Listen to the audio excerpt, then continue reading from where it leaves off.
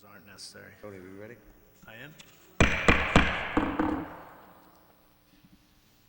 He's on.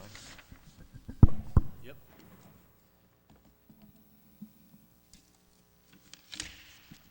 Good evening, ladies and gentlemen.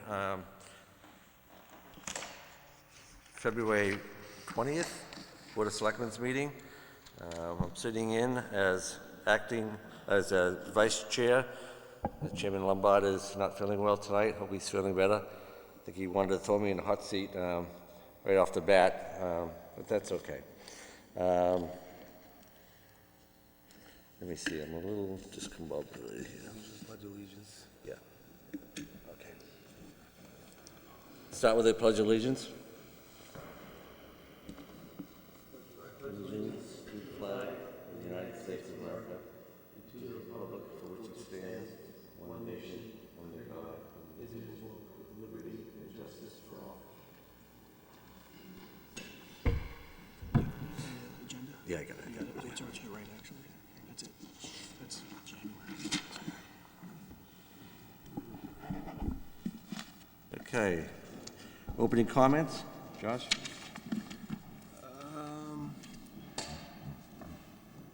Just a quick remark following up on a motion we voted on a couple weeks ago. Actually, you made the motion on January 30th, and that was a request to Northeastern to notify us 5 days in advance of any significant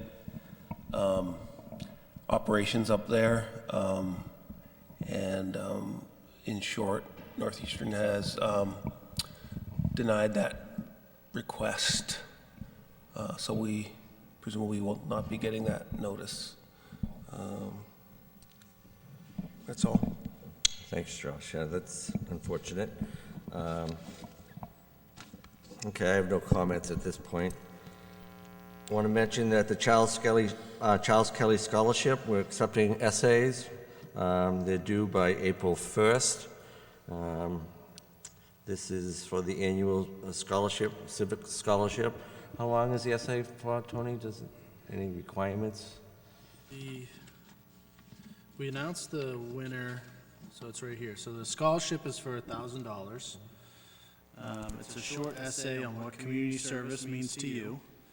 We ask that you don't put your name on it, so it's there's no bias as we evaluate the essays. And the eligibility is for any Nahant resident who has been accepted to a 2 or 4 year accredited college is eligible for the scholarship.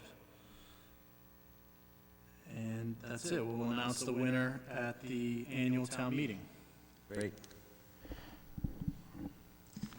Okay, new business. There's a birding trip hosted by Linda Pivacek, who's our local birding expert and enthusiast. And I'll make a motion on that. I move that the Board of Selectmen vote to approve the event request from the Arlington Bird Club, Mass Birders, to host a birding trip on February 29th from 9 a.m. to 11 a.m. at Lodge Park on East Point. I second. All those in favor? Aye. Aye. Let's see. Ocean View proposal for a seasonal tent on the existing outside event. So this is something we're going to postpone, I believe. Ocean View wants to put a tent up over there, over the area where they hold outdoor weddings, but they have other permitting they have to go through first. They have to go through the Conservation Commission and the building inspector, so why don't we wait until we see what happens with that permitting before we... They went through Concom last night, in fact. They got their permissions for that. Just so people know, this is a tent that would be in position, as I understand it, from third week in March to around middle of May, and then third week or so in October until the first week in January. And as Mark mentioned, it's over the patio that was added a couple years ago. And we'll take that up at a later date. Yeah, just as part of the lease, it requires that landlords, the Board of Selectmen approval for any changes to the exterior. So, as you mentioned, wait until the permitting process is through to take that up. And just for people at home that may not understand, the ocean view, the structure itself is actually on town property. So the town is the landlord for that structure. We don't own the structure, we own the property underneath it, and they have a long-term lease that requires any additions or improvements, requires the approval of the landlord, which is the Board of Selectmen. Let's see, third one. Okay. 2C, approval of the Board of Selectmen's budget sent to the Finance Committee. Tony, want to give us an overview? Should we open the warrant first for this, or? I have that under ongoing Okay. business. All right. Okay, so thank you, Mr. Chairman. In front of you are a couple pieces of information. The first is our estimated revenues. The second is our appropriations summary. And the third is a detail, further detail on those appropriations. This is a balanced budget at this time. What we'll be doing tonight is sending it officially to the FinCom so they can begin their process. The board has the ability to make changes after tonight, of course, prior to final acceptance by the FinCom, but we continue to work with them through the next step of the process.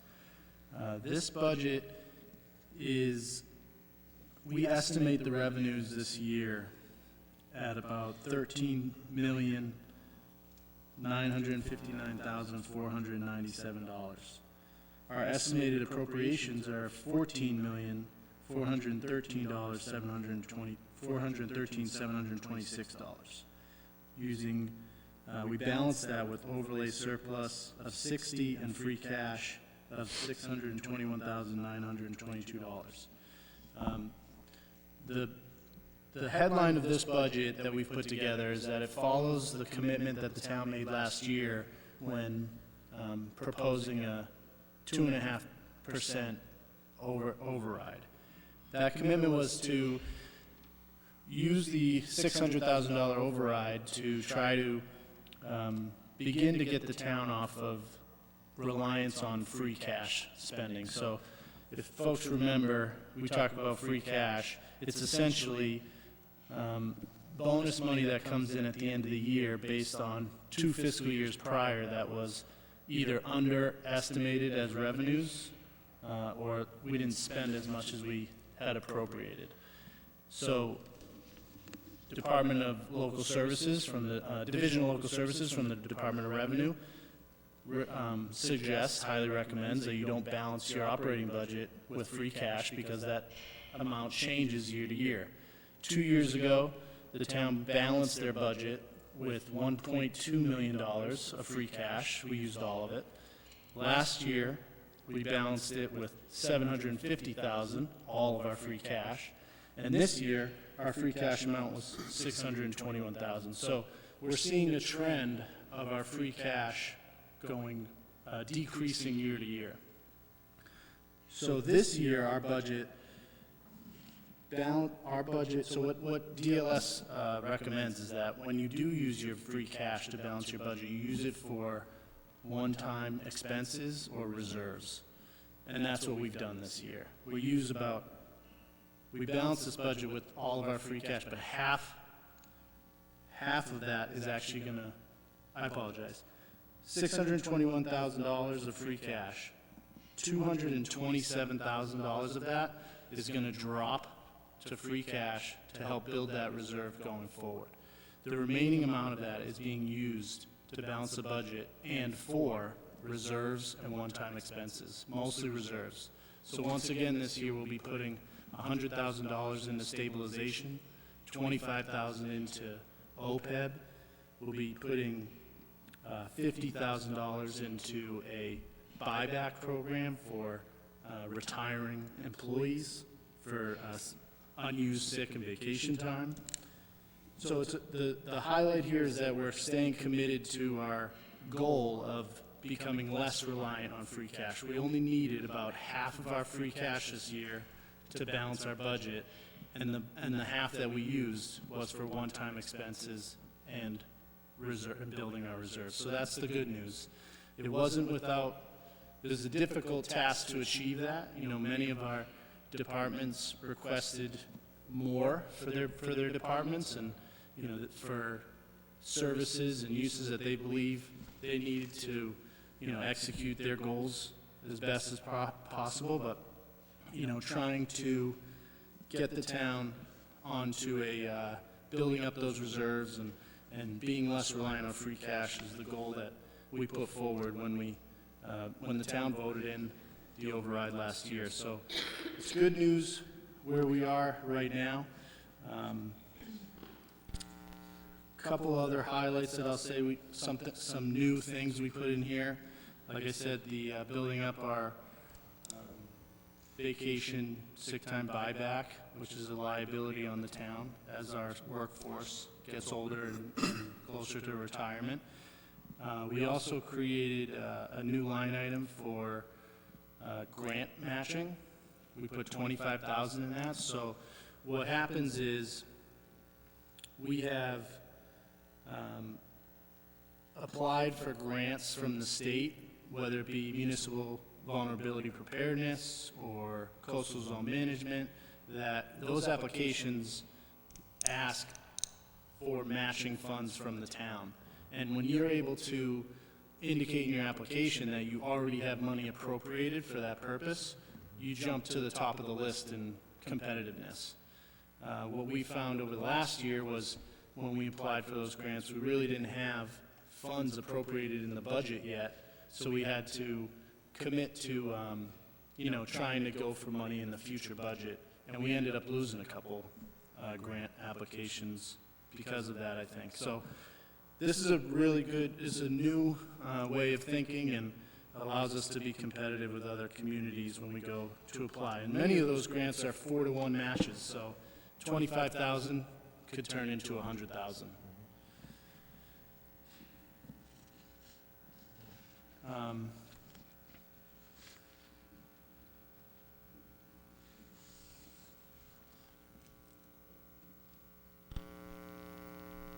Do you have any questions on what I've presented so far?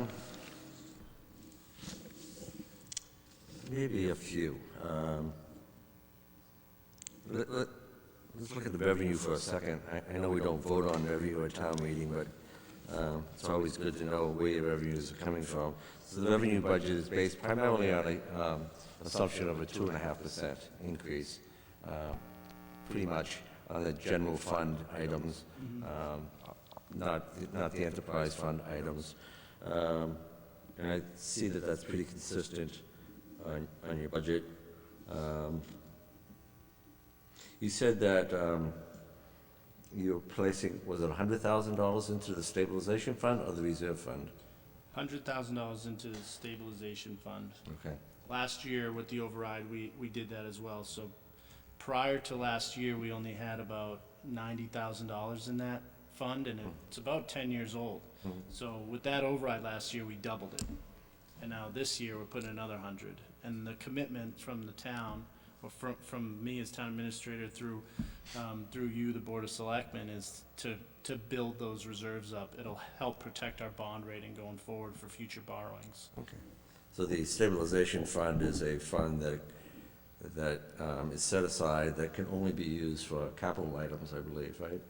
And it has to be voted at town meeting with a 2/3 vote. So it's, you know, once you put money in there, it's tough to get it out. Exactly. Which is probably a good thing. And I think I've heard in some earlier meetings, you mentioned, I'm looking at some of the enterprise fund revenues, water and sewer. I see let's see, sewer charges, and that's because of the cost for wastewater treatment in Lynn is going up? Yes. So separate from your, exactly. So while we go through this budget, we're thinking about the rate, you know, the taxpayer. And, not just their property taxes, but their rate-paying bills as well, like water, sewer, and rubbish. It's knowing, last year we got hit with unexpected increases in sewer because of Gorelick Farms coming offline, and the way that the contract reads and the formula works, our percentage of the total went up drastically. Gorelick Farms is actually the biggest user of wastewater out of the entire system between us, Swampscott, Saugus, and Lynn. So when they came offline, all communities' assessment increased unexpectedly and pretty significantly. So we see a pretty big increase this year in sewer. Our combined water sewer rate this year will see an increase of 4.5%. We're actually going to see a decrease in our water rate from $9.01 to $8.65, but our increases in our sewer rate, $9.94 last year to $11.19. In FY19, our combined water sewer rate increased 9.87%. In FY20, it increased 6.51%, and this year it increases 4.52%. So what we're really working hard on is trying to suppress the increase, or the feeling that the impact that our ratepayers see from that increase on the assessment. So doing other things in the enterprise funds to try to counter those increases. Given the increase from sewer, I think we did a fairly good job at this point. Rubbish right now is, as you know, as I've talked about at a couple Board of Selectmen meetings, we're still negotiating with Waste Management for the next contract. What we've put in here is the highest rate that we would be able to see, we think that we'll see. But we have time between now and when these books go to print that we can adjust that as we negotiate with Waste Management.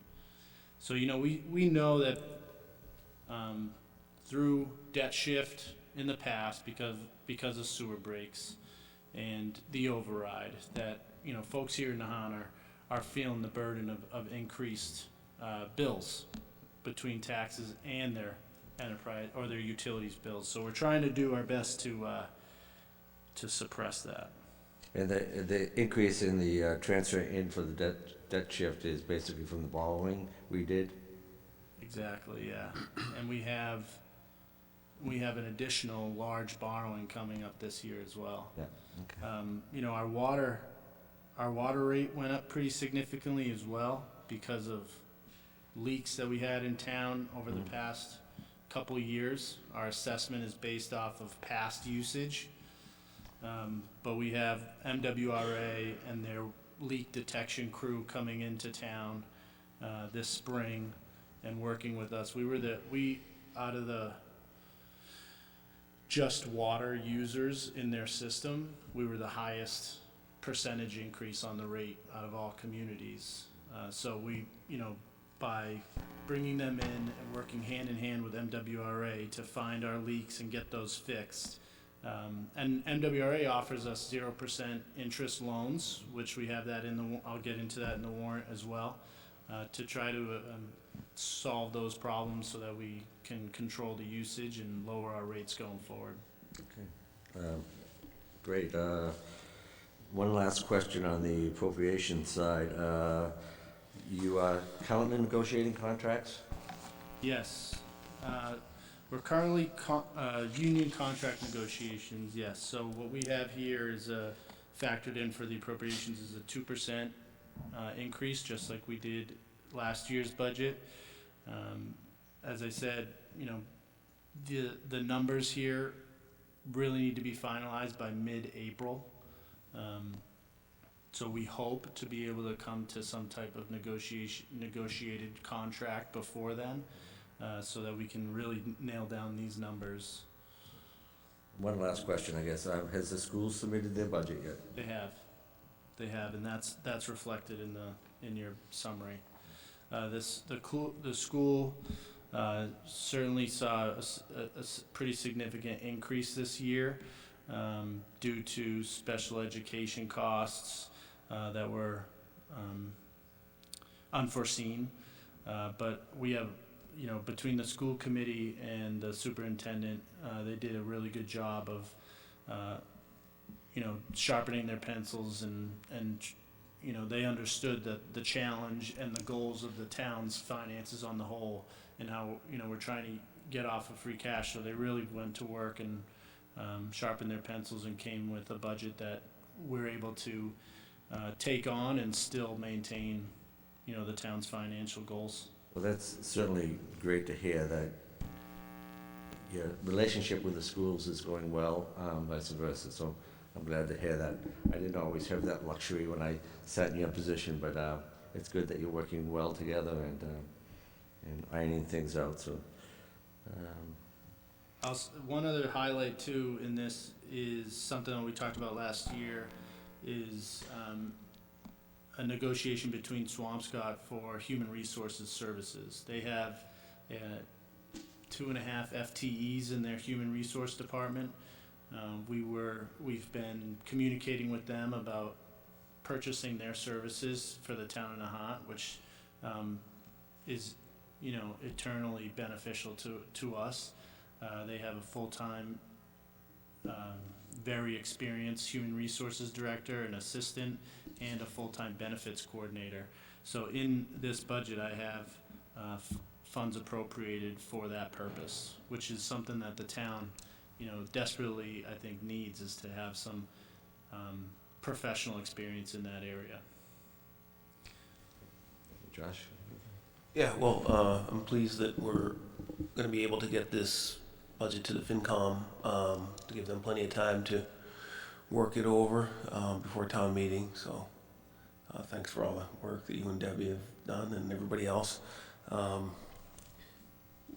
understand, we'll still be able to tweak it a little bit in the coming weeks, but I also think it's really important that, we've stuck to the plan that we laid out to the citizens prior to, while we were asking for the override. So I know it didn't come without some pain in some areas, but it's very important that we meet our commitment to the voters that passed the override. So I'll be honest. When we went through that override and for the goals that I laid out, it was unexpected to be able to make these types of changes the very next year. I figured that it would be a slower turning of the direction of the boat, but for the fact that we're able to, balance our budget with only using half of our free cash, which is $400,000 to $500,000 less than it was 2 years ago, and use that half for the proper expenses, that's definitely, we're definitely heading in the right direction. And the Stability Fund, helps with our bond rating, but it also reduces the amount of loans we have to take, right? Because we have those funds available, so it's sort of a double benefit. Yes, absolutely.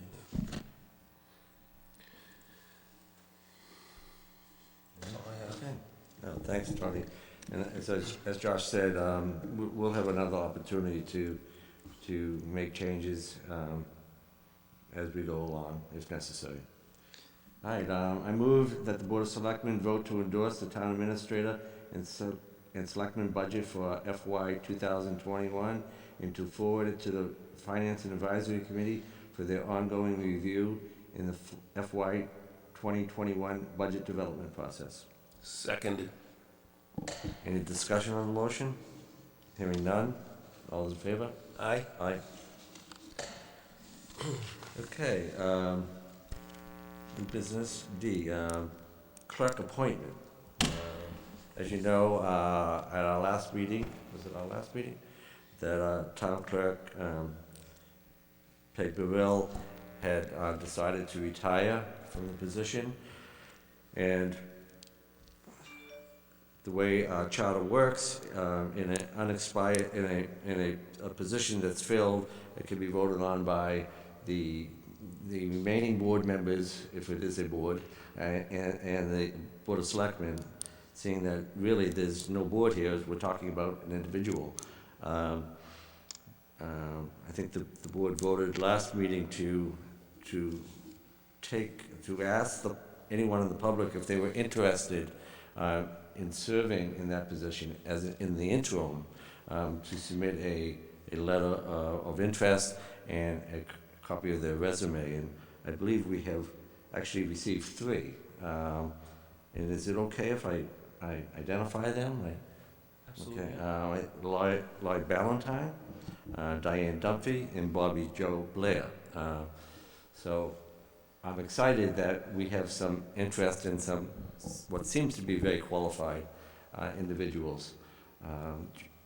I'm not quite sure what the process is going to be. Tony, you might want to talk about it. Sure.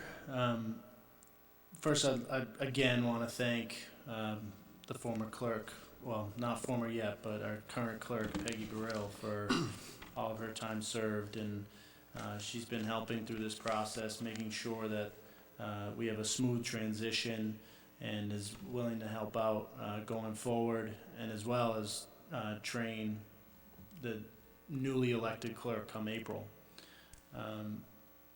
All 3 of the folks that submitted interest in the interim role have also pulled papers already, I believe, or have indicated that they intend to run for the seat in April. So with that, given that the 3 of them are going to be running, and given that we have we have early voting this week coming up, and then we have a presidential primary. It was mentioned at the last meeting, actually, that it may make sense to bring in an experienced town clerk from the outside that can help us get from now until then. And instead of providing any type of advantage to the 3 qualified candidates for the position, allow them to run, equally in the upcoming election. So I've already reached out to the Secretary of State's office. I've reached out to neighboring communities, the Clerks Association, to see if they're, who might be available to help us. And again, our current town clerk, Peggy, has been more than willing to help us through this transition to make sure it's a smooth one. So my suggestion or recommendation to the board would be not to have a vote at this time, and wish the 3 candidates luck in the upcoming election. And I will continue to search for a experienced town clerk to help us get through from now until then. Yeah, I agree with that. Given that there's only 2 months until the election, it is an elected position, obviously. And as you pointed out, appointing someone now, I think, would, give them an advantage. So I think the fair thing to do really is to, let the election occur and do what we need to do to bridge the gap for the next 2 months.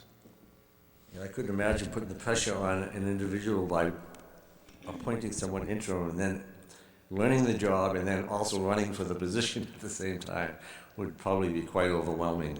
So I would agree totally with your recommendation. All right. So no vote then, right? Vote. Ongoing business, so we have to open the warrant. I move to open the annual town meeting warrant.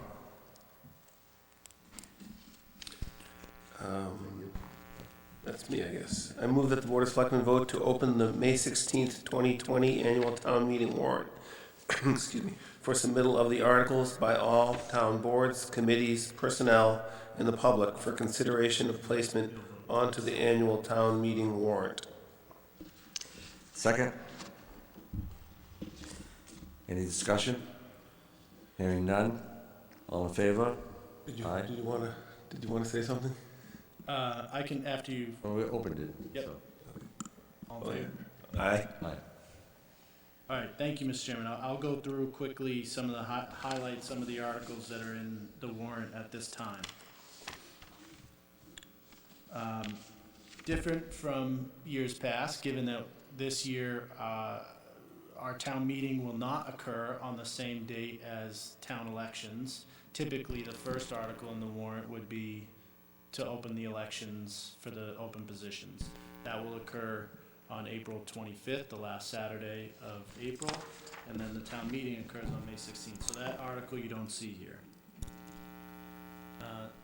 Your first 10 or so articles are all similar standard articles that you see every year. Article 11, I'll highlight, is $50,000 for the compost area. Last year, we increased, I think in years past, we had 20,000 maybe going to this purpose. We increased it to 50. We're able to remove a ton of material out of the compost area and clean that up. There's still more work to do, so we're putting another 50,000 into that purpose, and hope to clean it up even more. Well, as we mentioned earlier, Article 15 is to put 25,000 into OPEB, like we did last year. Again, last year, prior to town meeting and the override, we had about $3,000 in that account, and with the override, we put 25,000 in. So we're making that effort once again. This is a liability on the town, and by funding that, it helps with our bond rating. Can you give a 15-second Other explanation of what OPEB is? OPEB is Other Post-Employment Benefits Liability Trust Fund. Essentially what this is the cost of health insurance and other benefits of the like for retired employees. I think that was 10 seconds. Yeah, it was pretty good. Article 16, stabilization, as we talked about again, putting $100,000 into our stabilization fund. Article 18 is authorization to borrow $200,000 from the 0% interest loan from MWRA to help with our water capital needs. Article 20, this is a $300,000 borrowing for town hall capital for enterprise resource planning software. Essentially what this is a finance or accounting program. Our current program that we have is, for lack of a better word, the cheapest option a town can potentially have. We were somewhat forced into it as our last software provider changed hands. We've had nothing but issues with this program, and what this allows us to do is manage our accounts, see how, where we are throughout the fiscal year as far as expending our appropriations in each account, being able to provide reports and make sure that we are, that all appropriations are being accredited to the proper accounts. This is in line with the town's goals to increase our efficiency on the finance side, to do a better job of managing our finances. There's a number of different programs out there that we would be able to go out to bid, to select. I would argue this is the cost of running one of these programs year to year is about the same as what we spend now, around $70,000 on an annual basis. But the upfront cost is not cheap.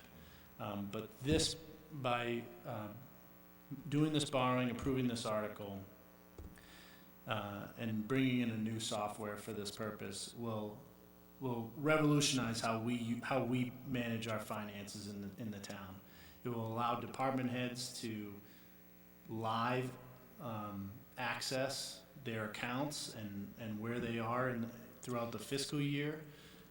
It'll help in budgeting when we budget in future years, being able to see exactly, where money's being spent on annual expenses or one-time expenses.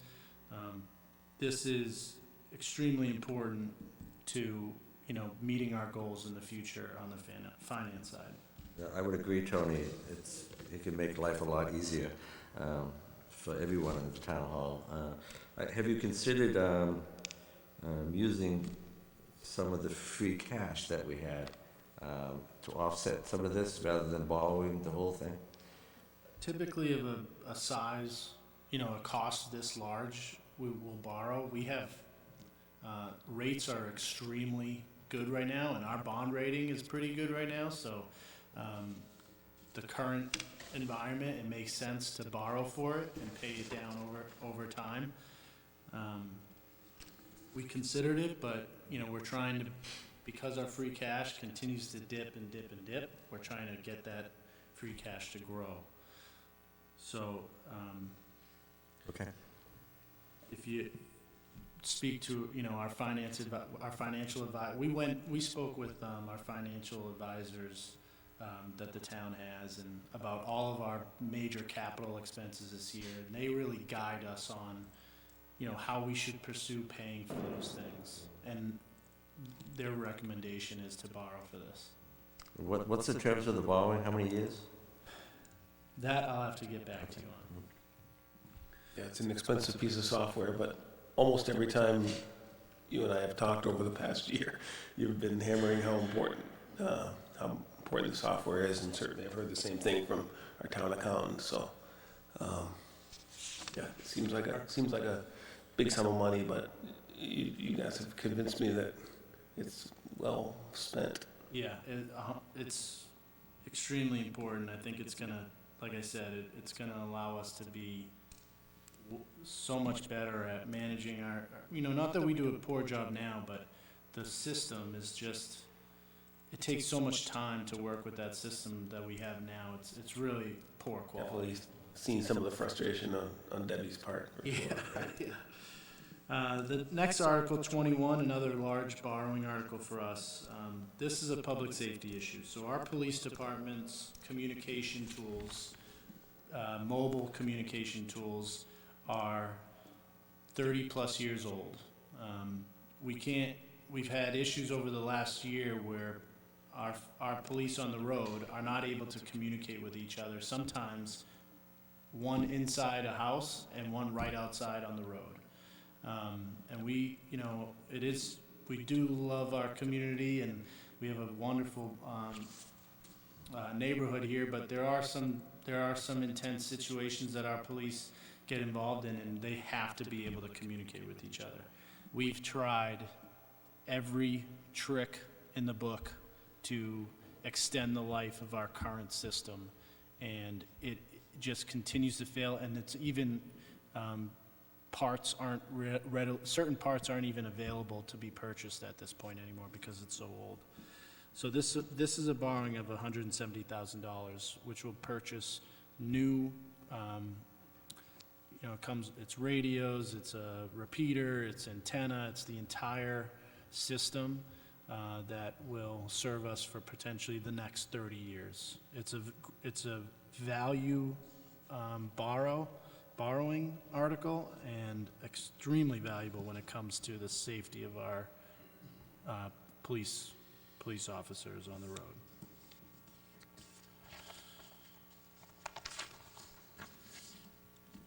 Article 22, this is another one that we talked about at a Board of Selectmen meeting not too long ago. This is the borrowing for our sewer, force main, and pump stations work. We have $3.7 million currently, and what we need to do is borrow another 4.6 to cover the cost of repairing the sewer main from the rotary to Lynwater Sewer, and to make critical upgrades to our main pump station at Ward Road, as well as II issues, essentially infiltration and inundation. II issues are when you have cracked sewer pipes, or folks have sump pumps or drain pipes going into the sewer system. Our volume of wastewater that we send to Lynwater Sewer almost doubles, I think, when we have a major storm event. So that's all clean stormwater that we are, sending through the system, adding unnecessary wear and tear on the system, and paying to get treated. Yeah, so we're paying by the gallon. By the for, gallon.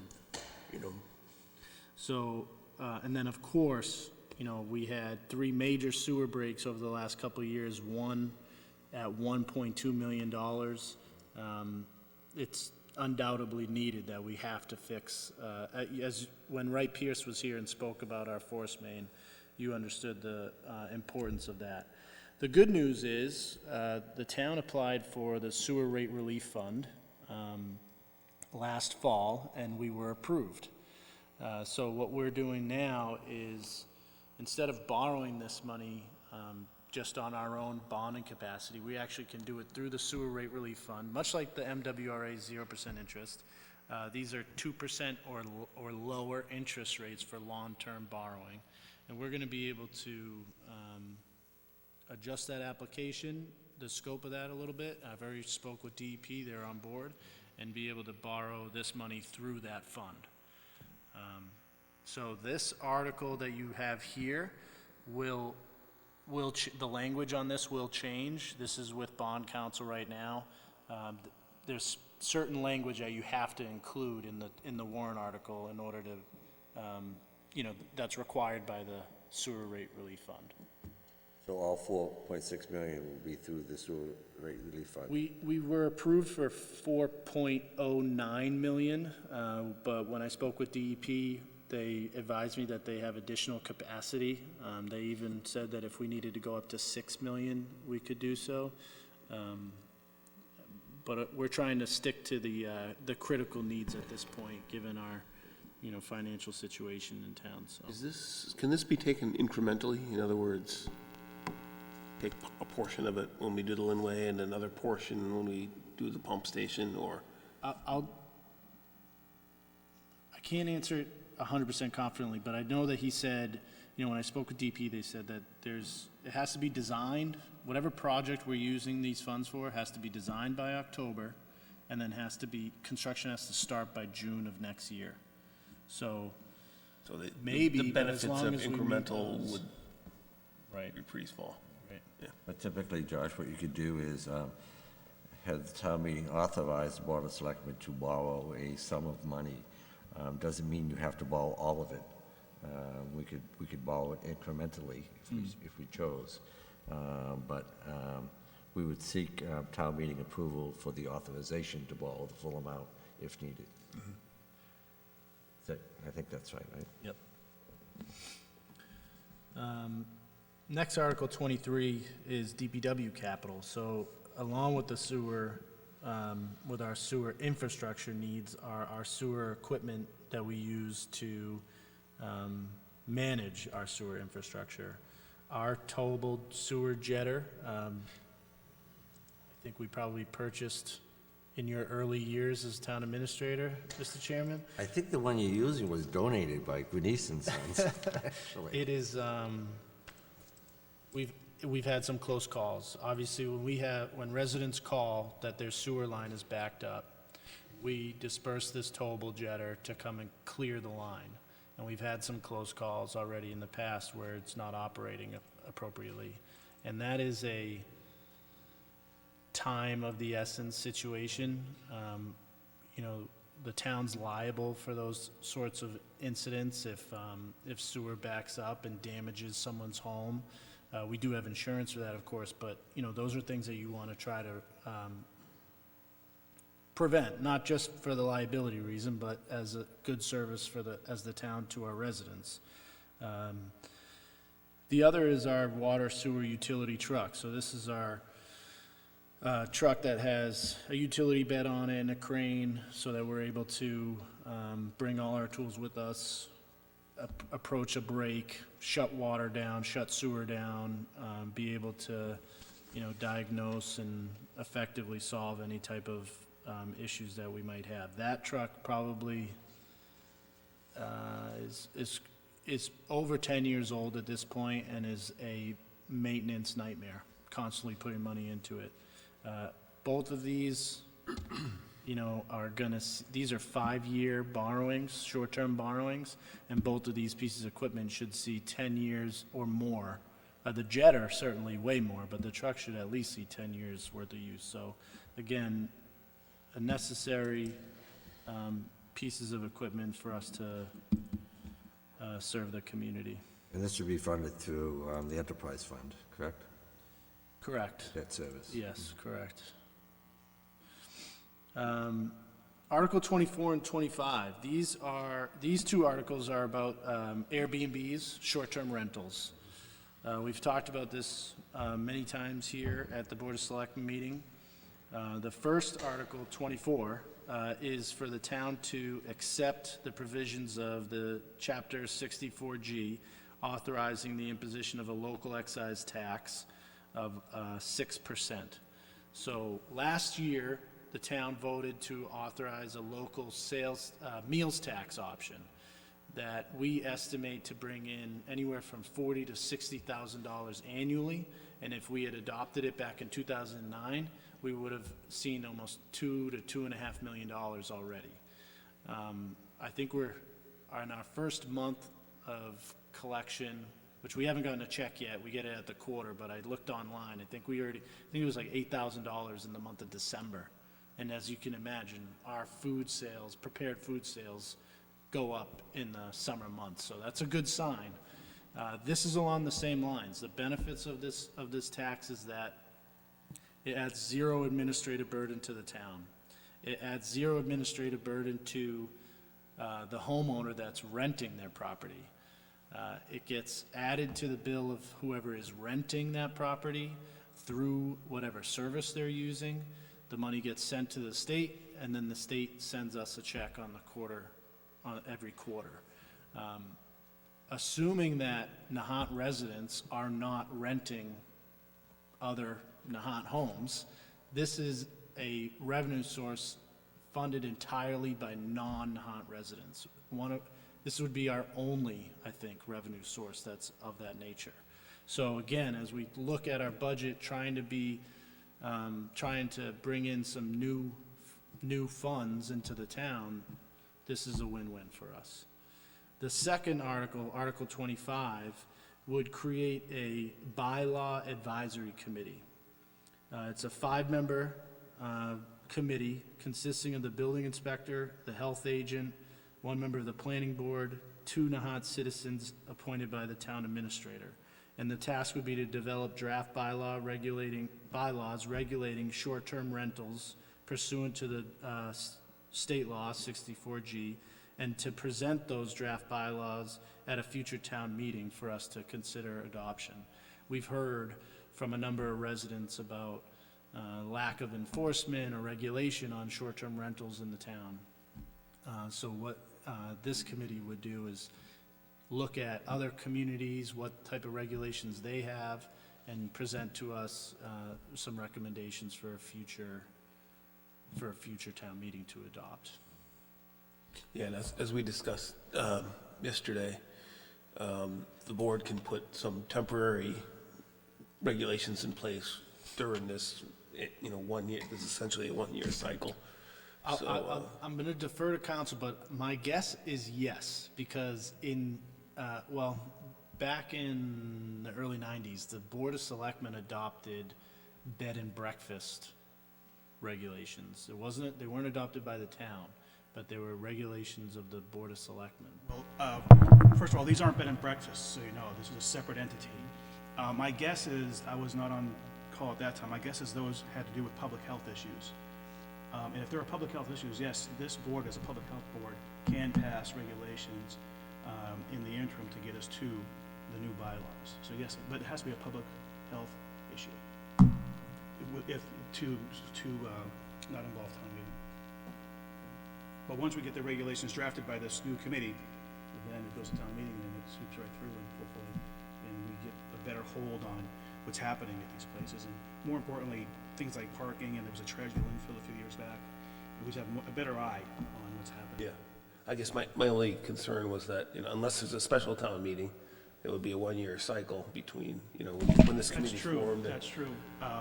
But like I said, in the interim, if there are public health issues, then yes, that's a public health the Public Health Board, we can pass regulations to that effect, absolutely.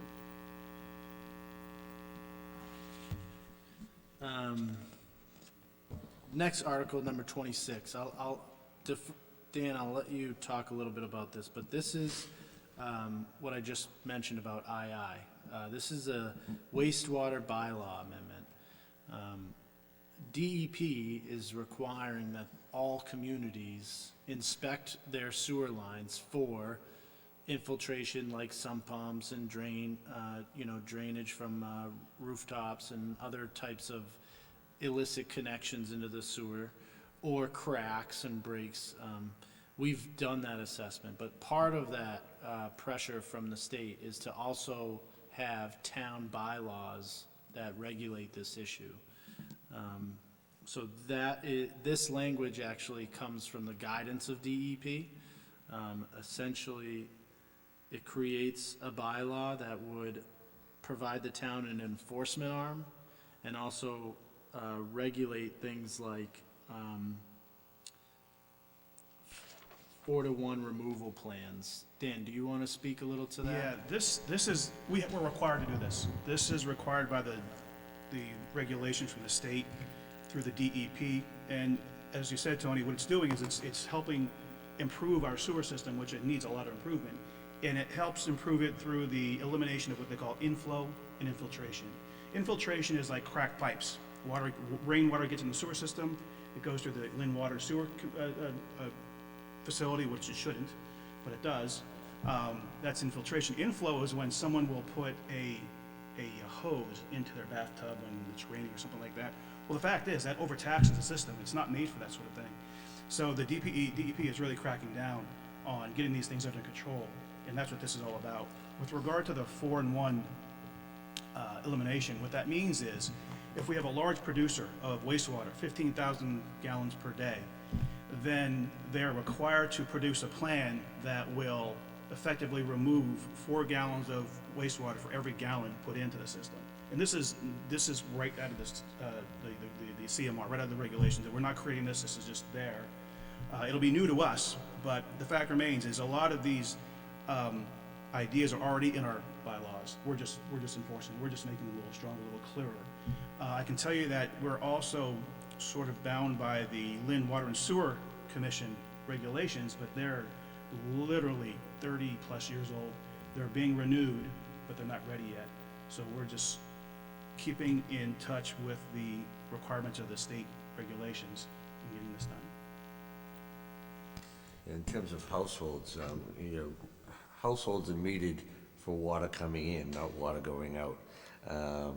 And like you said, Dan, if people are tying their sump pumps into the wastewater system, then that's not being metered, but we're paying for it. Exactly. Article 27, right now I have it's a placeholder in here. It's reserved pending legal review. The Coast Guard Design and Development Advisory Committee submitted an article based on their recommendation as a committee to be considered at this year's town meeting regarding the future of the Coast Guard homes up at Castle and Goddard Drive. That article is with town council and being reviewed. And honestly, I'm not a member of the committee, so I don't want to speak to the specifics of that at this time. But as soon as that gets reviewed, at the very next Board of Selectmen meeting, we'll open the warrant, add it in, and close it. Can I ask you a question regarding this, and Dan, maybe you can answer it. I understand that the town has hired engineers to go out and survey the property? The committee actually, yes. Okay, with town funds, obviously, Yes, right? yep, To subdivide it into 12 lots? Yes. Because it's one lot now? correct. Okay. That subdivision plan, are we planning on submitting that to the planning board? Before the town meeting? I'd have to defer to the committee Okay. on that, I'm not sure. I would just think that we defer until after town meeting on any decisions on how we divide, On whether to send it to the planning board, you mean? yes. Yeah. I'd wait for town meeting to weigh in on that before we decide whether we want to subdivide it into 12 lots or not. Oh, right, that makes sense, right? You know, once the votes. You don't want to have a subdivision plan, give it to the planning board, they approve it, you put it at the registry of deeds, and the town meeting votes some way, a yeah. different way. Yeah, exactly. And then you have to reverse the whole thing. Right, right. It was good that that survey was done, because they found some interesting things. Yeah. Lastly, there's a few citizen petition articles here. The first one is Lowlands Drainage. To see if the town of Nahant will vote to appropriate up to $100,000 of any sum of money to fund plans and permitting to improve drainage in the lowlands in order to replace, repair, construct the existing Castle Road storm drain or install new 36-inch diameter storm drain. Such plans and permitting will include the installation of a permanent fixed pump and will include the payment of all costs incidental or related thereto, and to determine whether this appropriation shall be raised by borrowing or otherwise, or take any other action relative thereto. The next citizen petition, Article 29, is Wetlands Protection Bylaw. This is to see if the town will vote to repeal in its entirety the Wetlands Protection Bylaw adopted at the August 27th, 2018 special town meeting, or take any action relative thereto. That's a two-thirds vote, right, town council? That's a two-thirds vote, isn't it? I honestly don't know, I'll have to look into that. The zoning vote. Issue, isn't it? It wasn't, no, it's wetlands, so it was a simple majority to go in. I would imagine it's a simple majority to repeal. I remember at that town meeting, there was a committee set up. Have you been meeting on that? Yeah. Yes. Tony and I are both on that committee. The town meeting created the motion, the article at the last special town meeting, that was to repeal the wetlands bylaw. The motion, the motion was amended to create a study committee, to provide, I don't have the language exactly in front of me, but we've been meeting pretty consistently. Essentially, the job of the committee is to provide the facts about the wetlands bylaw and be able to give the community information. At the time when the bylaw was presented originally, there was a lot of confusion about what it did or didn't do, and I think that was the intent of the motion.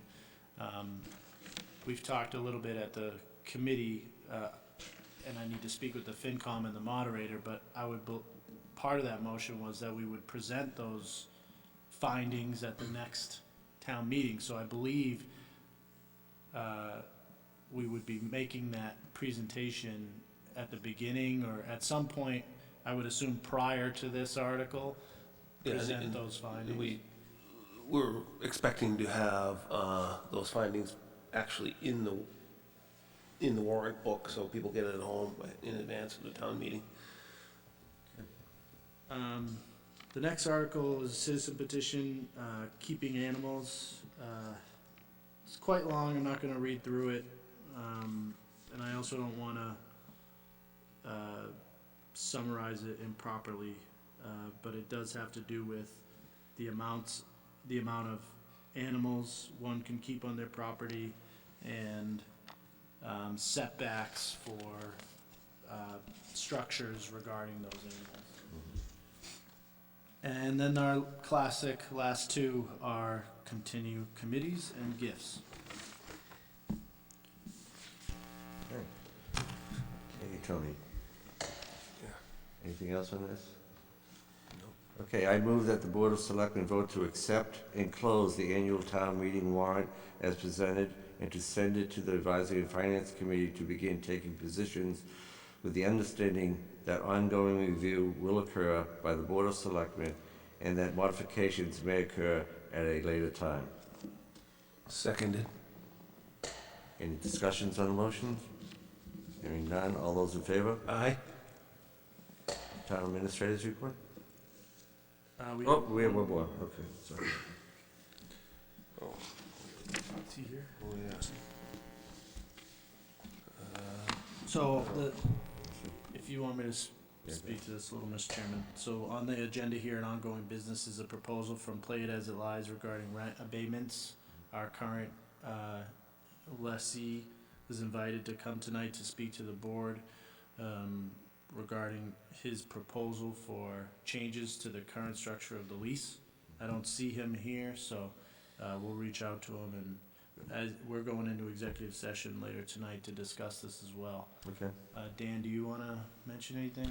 No, that was right. We invited Johnny Moore and his attorney. His attorney is in Rhode Island today, and Johnny, I thought he was going to be here, but I don't see him. I don't see any representative for him here, so we'll take it up in executive session to discuss the lease for the building.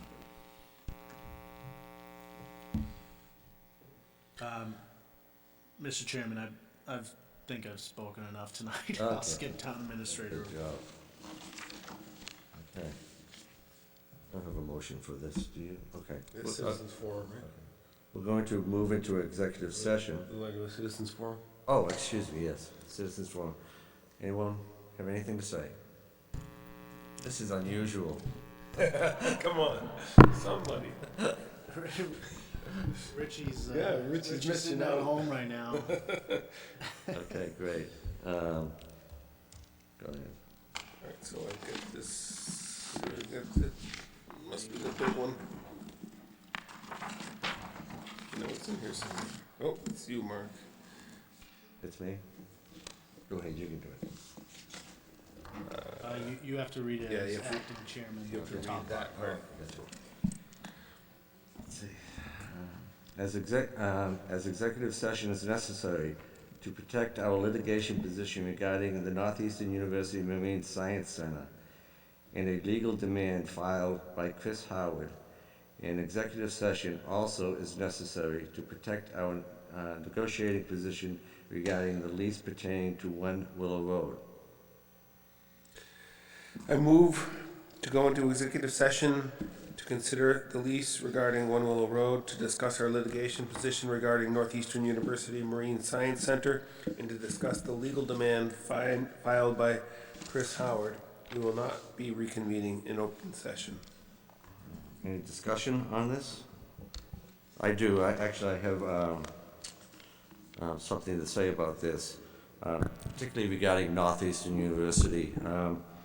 As many of you know, prior to me becoming a member of the Board of Selectmen, I was a member of on the board of the Nahant Preservation Trust. I resigned that position, I think, in October. So I resigned from the Preservation Trust. But I was also a plaintiff on a lawsuit against Northeastern. The Preservation Trust was, along with 28 other individuals in the town. I withdrew, after being elected as a member of the Board of Selectmen, I withdrew my name from that lawsuit in Superior Court. I also notified the State Ethics Commission about my position regarding this. They advised me to draft a disclosure statement regarding this subject, which I have. I filed that with the town clerk. It's on record at the town hall. If anyone wants to take a look at it, it's there. So I just wanted to mention that before we go into executive session. Any other discussions? Hearing none. All those in favor? Aye. Roll call. Roll call vote. We'll go. Who voted what? So just say your name and the way you vote. Joshua Antrim. Aye. Mark Cullen, aye. So we will not be coming back into regular session.